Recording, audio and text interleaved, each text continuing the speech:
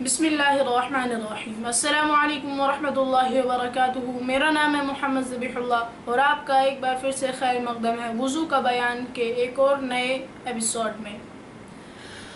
آج کے اس ویڈیو میں اپنے بھائی سے وضو کے متعلق ہی ایک اور سوال کروں گا، تو چلیے شروع کرتے ہیں۔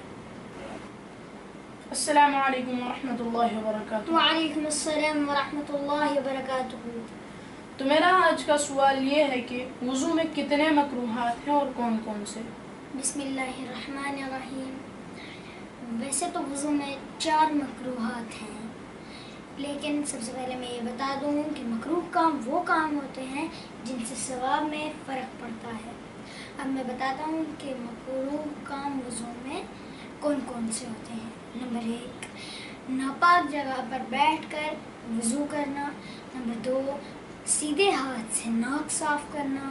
نمبر 3، وضو کرنے میں دنیا کی باتیں کرنا۔ نمبر 4، سنت کے خلاف وضو کرنا۔ سنت کے خلاف وضو کرنا۔ تو یہ تھے وضو کے مکروہات جو آپ نے ابھی اور سنے۔